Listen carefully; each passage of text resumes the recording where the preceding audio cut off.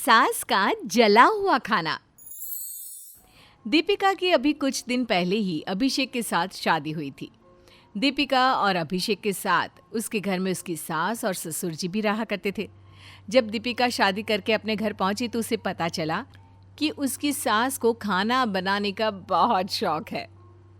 अरे मम्मी, आज तो दीपिका की पहली रसोई है, आज तो उसे खाना बनाने दीजिए। हाँ मम्मी जी, अब तो मैं आ गई हूँ आपकी हेल्प करने के लिए। आपको अकेले किचन में काम करने की क्या ज़रूरत है? अरे नहीं नहीं बेटा, तुम्हारी अभी नई नई शादी हुई है, तुम आराम से बैठकर खाना खाओ, खाना मैं बनाती हूँ। दीपिका बेटा, रहने दो, तुम्हारी सास किसी की नहीं सुनने वाली। खाना बनाने के मामले में तो वो किसी की नहीं सुनती। इसका मतलब मम्मी जी बहुत अच्छा खाना बनाती होंगी।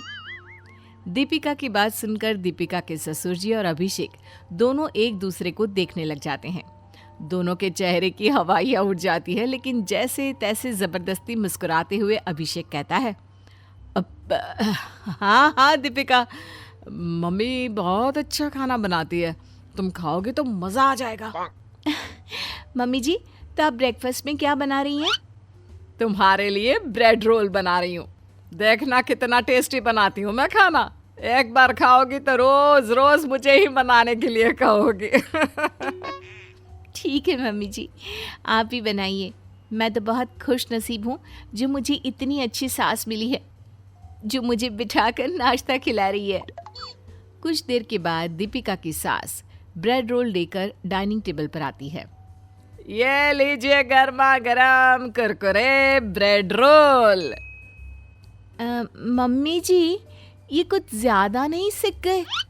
अरे दीपिका, ये तो मम्मी ने थोड़े कुरकुरे कर दिए हैं ना, इसलिए। दीपिका बेटा, तुम्हारी सास को ना थोड़ा क्रिस्पी खाना पसंद है, इसलिए। लेकिन मुझे तो ये जला हुआ लग रहा है। नहीं नहीं, यह बिल्कुल नहीं जला हुआ। ये तो मैंने मेरी बहू के लिए कड़क कड़क बनाए हैं ब्रेड रोल। दीपिका चुपचाप वो जले हुए ब्रेड रोल खा लेती है और जब वो अपने पति अभिषेक के साथ कमरे में आती है। अभिषेक, आपने मम्मी जी को कहा क्यों नहीं कि वो सारे ब्रेड रोल जले हुए थे? देखो दीपिका, मेरी माँ इस मामले में किसी की नहीं सुनती, वो ऐसा ही खाना बनाती है। तो क्या आप हमेशा जला हुआ खाना खाते हैं? हाँ नहीं तो क्या। और देखो, तुम भी ना माँ से कुछ मत कहना। दीपिका चुपचाप अपनी सास का जला हुआ खाना खाती रहती है। लेकिन एक दिन अभिषेक ऑफिस से आकर कहता है, मेरे कुछ दोस्त शादी की पार्टी मांग रहे हैं, मैंने उनको डिनर पर इनवाइट किया है। दीपिका, तुम अच्छा सा खाना बना देना प्लीज़। अरे ये कैसी बात कर रहे हो बेटा, मेरे रहते भला दीपिका को खाना बनाने की क्या ज़रूरत? वो पार्टी एंजॉय करे, खाना मैं बना दूंगी। अरे नहीं नहीं माँ, आपको परेशान होने की क्या ज़रूरत है, मेरे दोस्त आ रहे हैं, दीपिका संभाल लेगी। क्यों दीपिका? हाँ मम्मी जी, आप रहने दीजिए, मैं सारा काम कर लूँगी।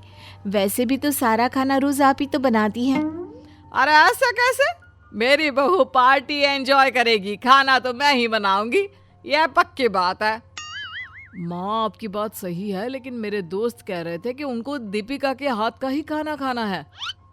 तो ठीक है, खाना मैं बना देती हूँ और तुम अपने दोस्तों से कहना कि खाना दीपिका ने बनाया है, हो गई ना प्रॉब्लम सॉल्व। अपनी माँ की बात सुनकर अभिषेक का सर चकरा गया।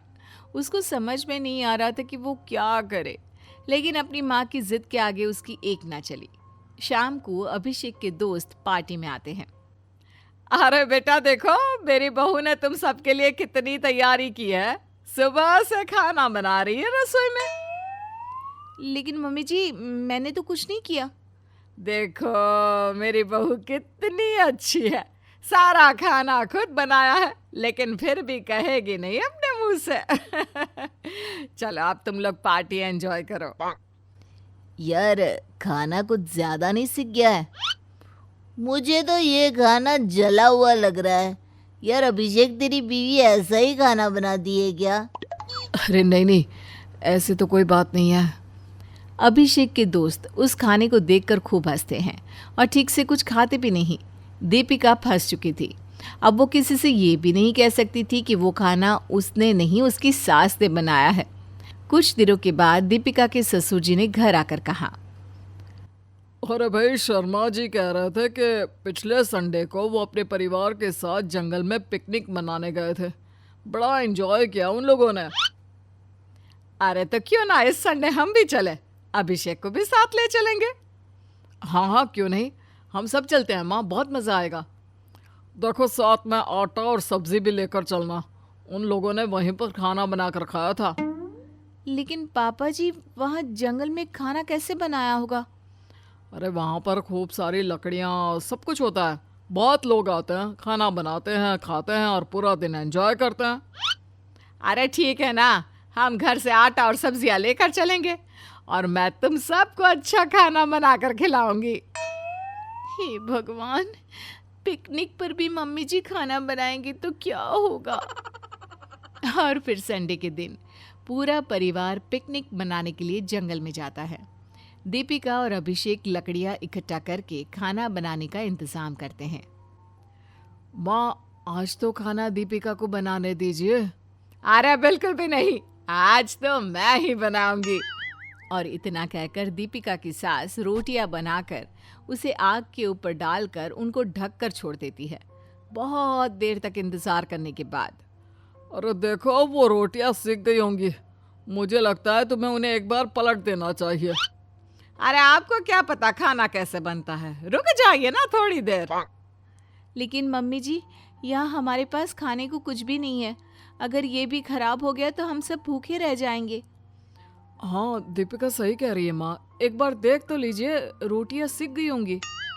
लेकिन दीपिका की सास किसी की एक बात नहीं सुनती और बहुत देर तक खाने को चेक नहीं करती। काफी देर के बाद जब आग अपने आप बुझ जाती है तो वो सब लोग वहां से ढक्कन हटाकर चेक करते हैं। मम्मी जी, रोटियां कहाँ गई? यहाँ तो कुछ भी नजर नहीं आ रहा। हाँ, यहाँ तो बस राख बची है। भगवान, मेरी रोटियां कहाँ गई? मैंने यही आग पर तो रखी थी। अरे तुम्हारे ज्यादा सेकने के चक्कर में सारी रोटियां राख बन गई है। अब खाएंगे क्या? अरे माँ, सारा खाना राख हो गया, राख। अब हमारा क्या है, खा लेंगे हम। वैसे भी इतने सालों से राख ही तो खाते आए हैं।